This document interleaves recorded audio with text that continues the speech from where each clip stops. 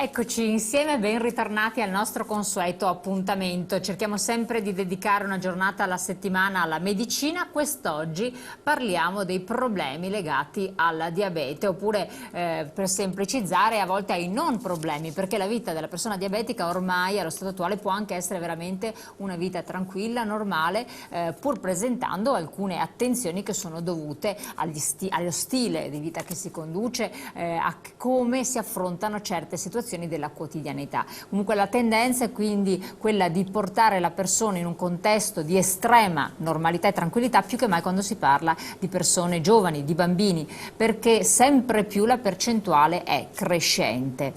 Vediamo di capire qualche cosa in più, di darvi delle informazioni, perché sappiamo che molte persone hanno bisogno di sapere con che frequenza è bene fare le visite di controllo, con che frequenza attenersi strettamente a certi farmaci oppure magari sospenderli. C'è molta anche autonomia e intraprendenza da parte di molti pazienti, soprattutto anche da parte dei familiari, che molte volte si preoccupano e fanno preoccupare il paziente stesso, forse più del dovuto. Nostro esperto in studio, ben arrivato il professor Antonio Tiengo, grazie di essere qui con noi, che è diabetologo, professore emerito di endocrinologia e metabolismo all'Università di Padova. Allora professore, vediamo un po' di inquadrare questa problematica, chiamiamola problematica, più che patologia, perché patologia già diventa gravosissimo per la persona, tante persone che ce l'hanno.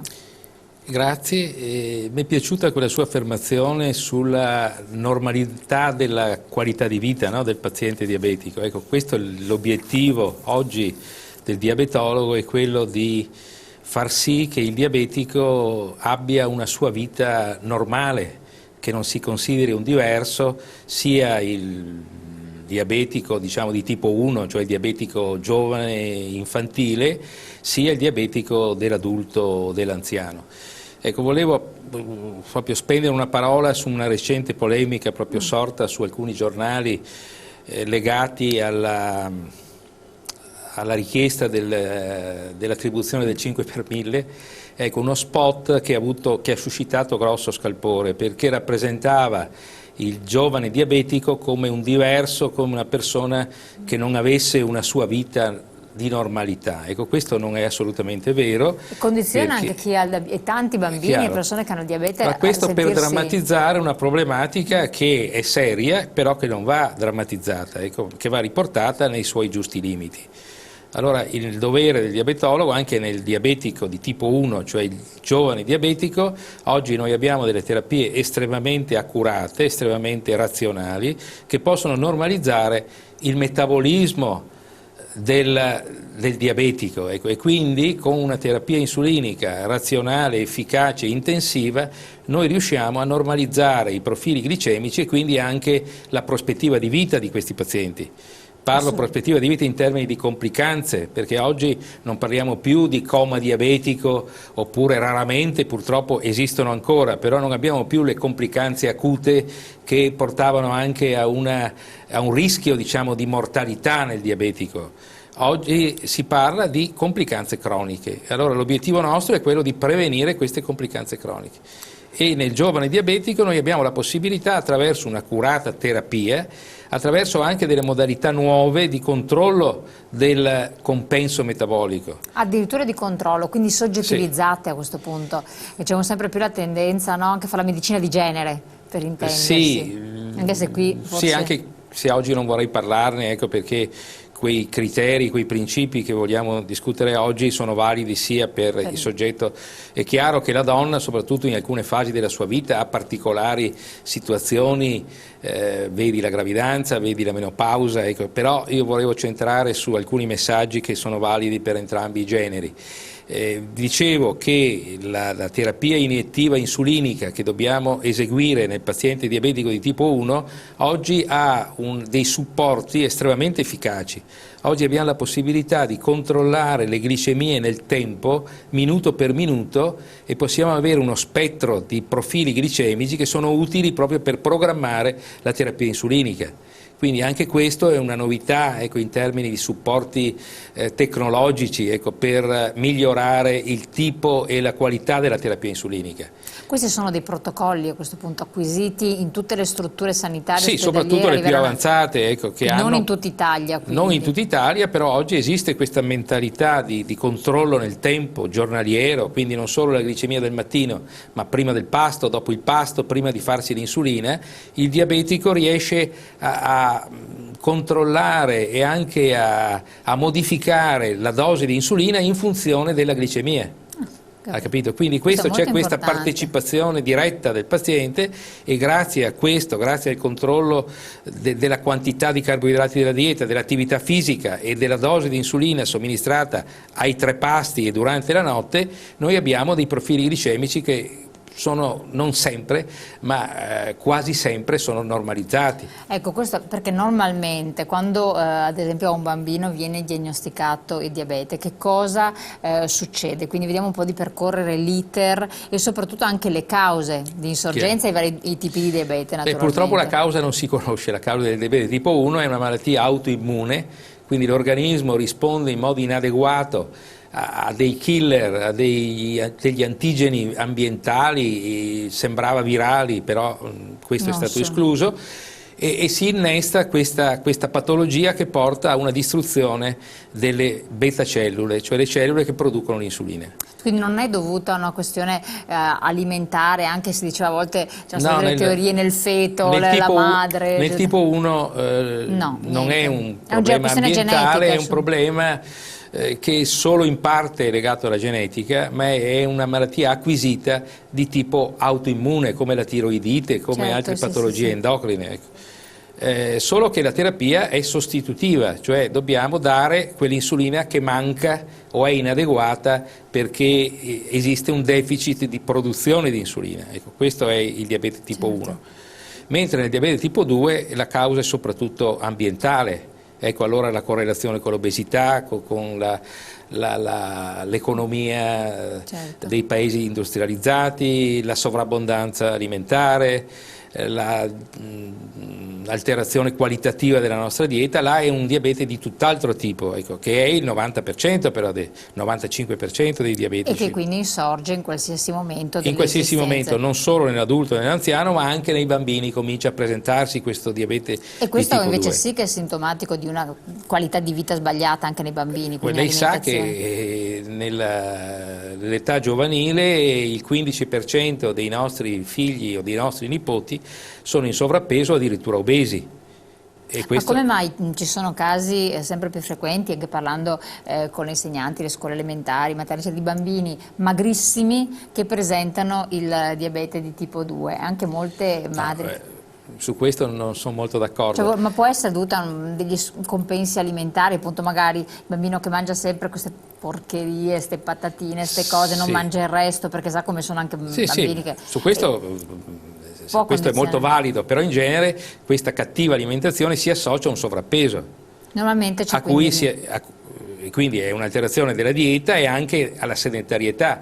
Vi sono delle ricerche ormai sicure della letteratura che dimostra che esiste una correlazione inversa tra ore di televisione o di giochi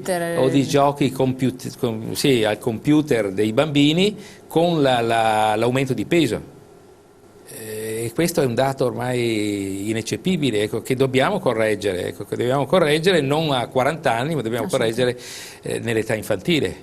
Cosa può provocare l'insorgenza del diabete di tipo 2 in età infantile, protraendosi nel tempo, pur seguito e curato?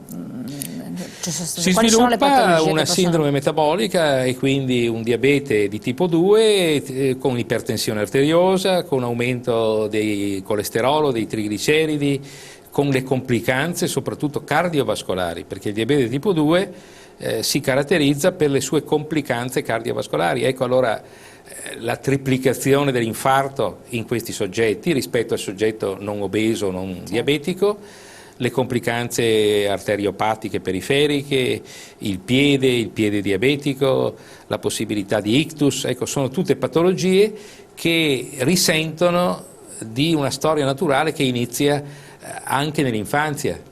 Quindi deve assolutamente essere seguito. Quindi per i genitori un consiglio: esami del sangue anche in giovane età se il bambino è il sovrappeso? Sì, esiste poi una familiarità in questi casi, ecco, perché una familiarità che è genetica ma che spesso è anche culturale. Perché laddove esiste l'obesità esistono più obesi, Sì. perché c'è un compiacimento nell'alimentazione ricca, c'è spesso una predilezione per alcune abitudini non qualitativamente corretti, ecco, e quindi esiste anche un ambiente, ecco, che condiziona la vita del bambino e del futuro adulto. Ecco, siamo arrivati alla pubblicità, quindi dobbiamo interrompere proprio veramente qualche minuto. Dopo, per capire anche effettivamente quali sono i consigli, vedevamo tanti alimenti nelle immagini che venivano mostrati, eccetera, e effettivamente dalle domande che ci arrivano dai telespettatori e così via, capire che cosa consigliare, perché si dà per scontato, ma in realtà si commettono degli errori banalissimi, ritenendo che certe cose non facciano male, possano essere ingurgitate anche in quantità importanti, e altre invece sia bene eliminarle. Torniamo appunto su questo discorso tra pochissimi minuti. Allora, professore, due aspetti interessanti. Da un lato l'aspetto farmacologico, quindi come deve essere trattato il diabete; secondariamente quali alimenti è bene evitare e quali invece possono non creare particolare danno. È una cosa che per molti medici, ovvio, è scontata, per le persone non è così assolutamente. Le novità in termini farmacologici vertono soprattutto per il diabete tipo 2, cioè il diabete che può essere trattato con farmaci per via orale. E negli ultimi anni abbiamo tutto un corredo di farmaci nuovi che ha portato anche a un miglioramento, ecco, degli obiettivi da raggiungere. Ecco, noi abbiamo questa gamma di farmaci che cercano di ovviare ai difetti metabolici della malattia diabetica. Lei sa che la malattia diabetica di tipo 2 è legata in parte, e questo in gran parte è legato all'obesità, a una mancata risposta dei tessuti all'insulina che viene prodotta da quei soggetti, e in secondo luogo a una incapacità del pancreas di far fronte a questa resistenza all'azione dell'insulina. Allora ci sono dei farmaci che agiscono perifericamente migliorando l'azione dell'insulina, e questo è soprattutto la metformina, che è un vecchio farmaco che oggi è rivalutato, e che dobbiamo sempre iniziare la terapia con questo presupposto farmacologico estremamente importante. E un secondo farmaco che ormai ha una decina d'anni, diciamo, di vita, che si chiamano questi glitazzonici, in particolare uno, perché è rimasto uno, è il pioglitazone. Quindi metformina più pioglitazone servono a migliorare l'effetto periferico dell'insulina, e quindi questo già è un dato estremamente importante. Poi altri nuovi farmaci di questi ultimi 3 anni sono invece legati alla produzione di sostanze che normalmente sono prodotte nei soggetti non diabetici, e cioè si chiamano incretine. Le spiego subito grossolanamente. Noi dopo un pasto, a livello dell'intestino, produciamo dei peptidi, delle sostanze proteiche che vanno a stimolare la produzione di insulina, e si chiamano incretine questi in termini così farmacologici. Nel paziente diabetico questa produzione viene meno, E quindi cioè è ridotta.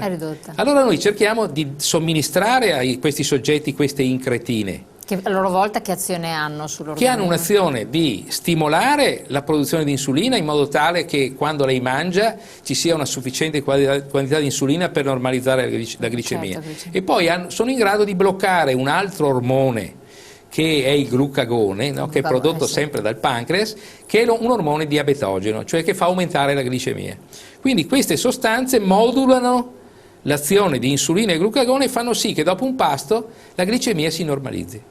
Questo avviene nel soggetto normale, certo. Nel diabetico questo avviene meno, e allora grazie a questi farmaci, che sono stati ottenuti poi in modo anche un po' racambolesco, perché la prima sostanza che è stata ritrovata era nella saliva di una lucertona dell'Arizona, del deserto dell'Arizona.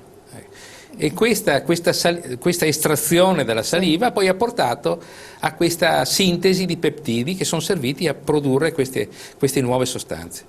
Ecco, questa stimolazione, chiamiamola stimolazione farmacologica, può portare a un miglioramento nel soggetto, ovvero anche in proiezione futura possiamo avere delle auspicabili speranze che si possa... Sì, queste sostanze, lei è molto informata, vedo, che oltre ad avere un'azione acuta sulla glicemia del giorno stesso, queste sostanze avrebbero nel tempo una protezione sulla beta cellula, cioè normalmente la beta cellula ha una sua vita programmata e nel diabetico si parla di una morte della beta cellula più precoce, quella che i biologi chiamano apoptosi, è una programmata morte della cellula, no? Che ha una sua limitata programmazione. Ecco, queste sostanze proteggerebbero e migliorerebbero nel tempo questa sopravvivenza di queste cellule. Quindi questo avrebbe un'azione estremamente importante, perché non solo avrebbero un'azione diretta di normalizzazione della glicemia, ma potrebbero far sì che questi pazienti possano avere una produzione nel tempo sufficiente, parlo di produzione di insulina, in modo tale che non vadano incontro a una necessità di terapia insulinica, esatto, perché anche nel tipo 2 si arriva alla terapia insulinica. Si arriva con il tempo. Questi utilizzi farmacologici sono molto recenti, no? Quindi, sì, sono recenti, sono ancora legati a una prescrizione specialistica, quindi solo il diabetologo può prescriverli, anche perché sono costose e quindi vanno indirizzate laddove esiste una necessità. Ecco, quindi, ma presentano degli effetti collaterali? Cioè, degli effetti collaterali modesti, ecco, ci sono delle sostanze che devono essere iniettate sottocute una volta al giorno e quelle possono dare qualche disturbo gastrointestinale, cioè un po' di nausea, raramente inizialmente anche qualche accesso di vomito. Però poi nel tempo questi effetti collaterali... C'è una normalizzazione quindi vanno in qualche modo ad alterare gli effetti di altre cure farmacologiche. Qui parliamo magari di situazioni di persone che hanno anche un'età diversa dalla giovanissima età. Per cui... anche perché avrebbero un vantaggio. Mentre le vecchie sostanze che stimolavano la secrezione di insulina, no? Che si chiamavano sulfoniluree, il pericolo era di una caduta eccessiva della glicemia e quindi dell'ipoglicemia, che erano casi frequenti ma deleteri, perché soprattutto nell'anziano l'ipoglicemia porta a una ridotta funzione cerebrale, a un aumento della pressione, a possibili crollo, no? Cioè, queste sostanze invece modulano molto meglio la glicemia, cioè evitano le ipoglicemie. Quindi queste sono delle cure che sono state, non sono per tutti, per cui sta al diabetologo, allo specialista, vanno valutate. Però nelle linee guida oggi sono entrate come secondo farmaco anche, quindi metformina più pioglitazone o queste sostanze o alcune secretagoghi, perché esistono ancora quei vecchi stimolatori della produzione dell'insulina. Quindi quelli ci sono. Prima di passare all'alimentazione parliamo anche dell'attività sportiva. Sì. Fino a non molto tempo fa poteva essere preclusa proprio per il discorso del crollo dei valori, quindi c'era questo stato di insulina che deve essere verificata. Molti bambini si sentivano un po' sotto controllo estremo della famiglia, ma limitati nelle proprie attività o anche nella possibilità di vivere la socialità scolastica, di vacanza, eccetera, proprio perché devono rispettare certi limiti ben precisi. Allo stato attuale è cambiato qualche cosa. Oggi l'attività fisica è un cardine della terapia della malattia diabetica. E quindi non è assolutamente preclusa neanche nell'insulino dipendente. Non dico soprattutto, ma anche nell'insulino dipendente, cioè chi fa terapia insulinica, l'attività fisica riduce molto spesso la quantità di insulina necessaria per normalizzare la glicemia. Anche qui il paziente o il soggetto deve essere educato, ecco, deve conoscere la reazione all'attività fisica, perché esistono poi delle attività fisiche acute, oppure delle attività fisiche, quelle che chiamiamo aerobie, no? Che comportano invece una minore prestazione muscolare. Ecco. E quindi se il paziente conosce un po' le sue reazioni,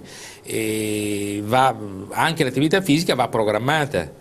L'attività fisica può essere anche agonistica, perché esistono dei diabetici anche di tipo 1 che arrivano a dei risultati estremamente importanti. Quindi le performance non vengono compromesse. Le compromesse. performance non vengono alterate. Assolutamente. Sintomatologia, ci chiedevano anche qualche giorno fa un telespettatore, sintomatologia che può essere indicativa tanto nel giovane quanto nell'adulto dell'insorgenza del diabete di tipo 2. Quindi ci sono degli allertamenti che purtroppo con il diabete tipo 2 la sintomatologia è molto modesta, ecco, e quindi si parlavano una volta almeno di sete. Sì, nel tipo 1 la sete, la polipsia, sì, la sete, l'aumento della quantità di urina sono dati incontrovertibili, la riduzione del peso, mentre nel diabete di tipo 2 molto spesso esiste una scarsissima sintomatologia che è legata per lo più a una stanchezza, per esempio, stanchezza muscolare. Il paziente nota che le sue prestazioni si riducono. La sete a volte esiste, però esiste solo in fase avanzata e molto spesso la nostra diagnosi è tardiva. Probabilmente il diabetico è misconosciuto per anni o per mesi, e questo è un dato estremamente negativo, perché molto spesso noi diagnostichiamo il diabete quando già intervengono le complicanze, e le complicanze lei sa che intervengono almeno dopo 3, 4, 5 anni, quindi è possibile che quel paziente avesse una glicemia alterata da alcuni mesi o da alcuni anni e questa glicemia non comportava nessun sintomo. Ecco, questa è la difficoltà, e quindi il grosso problema è di localizzare, di screenare i pazienti a rischio e di fare semplicemente una glicemia annuale. E i pazienti a rischio sono gli obesi, i sedentari, quelli che hanno familiarità diabetica, gli ipertesi, i cardiopatici, tutte patologie associate che possono rivelare un diabete misconosciuto. Chi fa la prova della glicemia, che poi molte volte nelle piazze vengono fatti questi test, eccetera, e dovessero vedere un livello soglia, però svolge attività sportiva normale, regolare, e tra l'altro non ci sono sintomi esterni, quindi non è una persona obesa, eccetera, deve allarmarsi? Sì, se il valore della glicemia supera i 126, che è il limite oggi considerato dalle organizzazioni internazionali, allora quel paziente deve essere considerato diabetico e quindi deve rivolgersi al suo medico. Glicemie inferiori, soprattutto tra 100 e 126, sono glicemie che noi chiamiamo alterata glicemia a digiuno, che sono delle avvisaglie di diabete. Ecco, qualcuno le definisce prediabete. Quei soggetti devono essere sorvegliati e quindi devono fare devono controllare la glicemia almeno 2 volte l'anno. E soprattutto controllare il peso, far sì che l'attività fisica sia almeno di 30-40 minuti giornalmente. Quotidiana. Quindi ormai questo diciamo che è un dato di fatto trasversale. Quotidiana, e poi eventualmente questo si può associare anche quelle 2 sedute di attività più robusta, vedi la palestra, vedi la corsa, vedi la partita di tennis o il calcetto, ecco, che può sovrapporsi però a un'attività quotidiana. E questo è molto importante. Allora andiamo in pubblicità, vi teniamo in sospeso, poi andiamo a parlare anche dell'alimentazione e come comportarsi, anche nei cambi stagionali tra l'altro.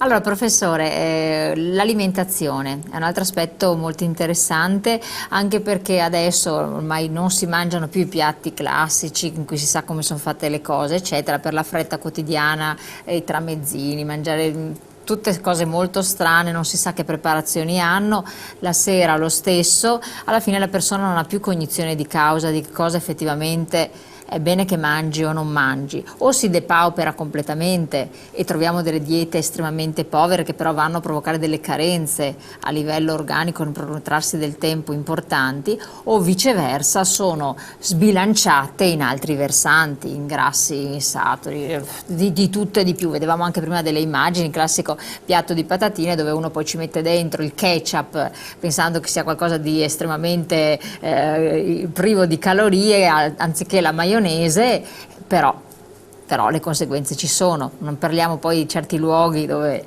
mangiare fa malissimo e dove ci vanno soprattutto i giovani. Ma dobbiamo attenerci ad alcuni principi generali molto semplici, peraltro, perché oggi forse anche la classe medica o i dietologi hanno un po' complicato o enfatizzato, ecco, e quindi portando a delle stati un po' confusionali anche nell'opinione pubblica.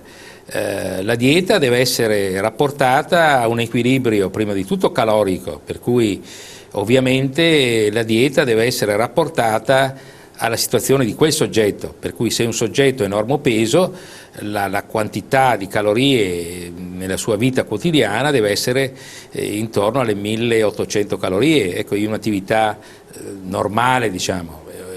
Se esiste un'attività estremamente più importante, allora ovviamente, oppure la crescita o la donna in gravidanza, si arriva alle 2000-2200 calorie. L'altro dato è il dato qualitativo. Ecco, nella dieta comunque il 40%, 40-45% della dieta deve essere attribuito ai carboidrati, agli amidi. Ecco, gli amidi sono la pasta, il riso, il pane. 40-45%, quasi la metà, insomma. Quasi la metà.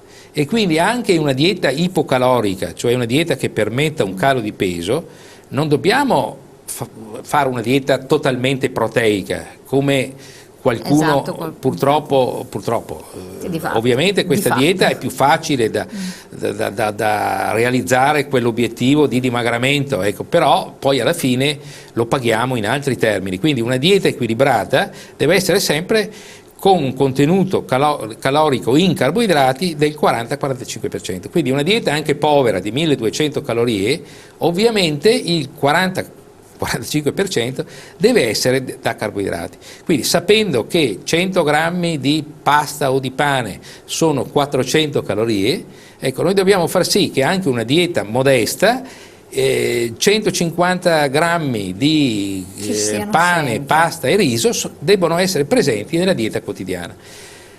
L'altro dato importante, che a mio avviso spesso non viene seguito anche per semplicità, come lei diceva, no? Nella nostra vita convulsa di tutti i giorni, il pasto dovrebbe essere di tipo misto, e cioè carboidrati con proteine e con una certa qualità di grassi, ovviamente. Certo. Quindi quando lei assume, perché c'è molto spesso l'abitudine alla dieta dissociata, no? Quindi carico di carboidrati a mezzogiorno e tutte le proteine la sera. Ecco, questo non è fisiologicamente corretto.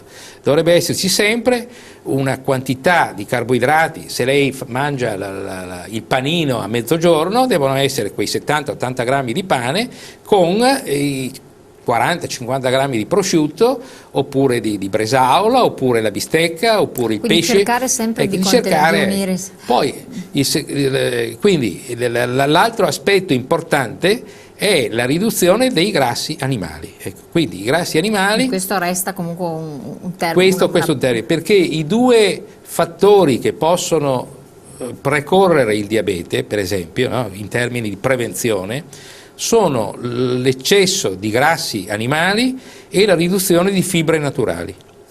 Sono i due, solo questo è stato trovato come fattore predittore di diabete.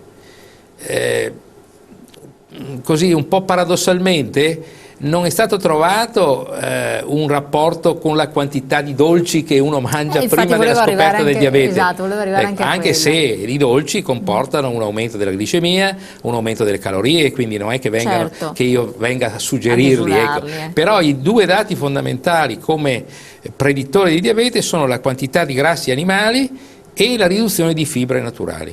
Quindi le fibre contenute nella verdura, no, devono essere predilette, ecco, perché la quantità di fibre dovrebbe superare almeno i 20-30 grammi al giorno, che non è poco, esatto, ecco, soprattutto nella nostra dieta del nord Italia. Ecco, nel sud forse è più facile ottenere. Latticini, professore, un altro aspetto. Latticini non sono da escludere, perché oggi spesso si stigmatizza l'uso del latte, per esempio, no? Il latte, che è sempre un supporto estremamente importante, perché il calcio nelle donne, per il calcio nelle donne, quindi c'è tutta le proteine, quindi una certa quantità di latticini devono essere somministrati, soprattutto in alcune fasi della vita, la crescita, la donna in menopausa, no? Per l'osteoporosi, certo. ecco, tutto questo, quindi è importante. Ovviamente i formaggi hanno un alto contenuto in grassi, no? E quindi grassi animali. E soprattutto ecco. in calorie, ecco. Quindi sì. alcuni formaggi sono a basso contenuto, però sono sempre ricchi in grassi, ecco. Quindi, però in una dieta equilibrata, una volta, 2 volte alla settimana, il paziente può assumere anche dei formaggi non stagionati diciamo a ridotto contenuto di grassi. Ecco, proprio per precisare, per rispondere a un messaggio che ci è arrivato tempo addietro, la ricotta è un formaggio povero di grassi, la mozzarella, classica mozzarella che uno prende a pranzo nell'insalatona, almeno qua nelle nostre zone del Veneto si consuma, meno in altre, è povera di grassi oppure una falsa credenza? Quali sono un po' i formaggi latticini? Perché qui bisogna stare un po' attenti. Beh, la ricotta può essere somministrata, no? Con una certa tranquillità, quindi fa bene, eccetera. Ecco, sulla mozzarella non dobbiamo eccedere, anche qui dobbiamo considerare un formaggio che è ricco in grassi. Eccolo ecco, qua. Però è relativamente ricco rispetto ad altri che invece possono avere. Tutto sommato anche qui dobbiamo essere equilibrati, ecco, quindi l'insalatona, ecco, con magari un po' di tonno, quella mozzarellina non troppo ricca, può andare bene. Può andare bene, ecco, certo. Quindi...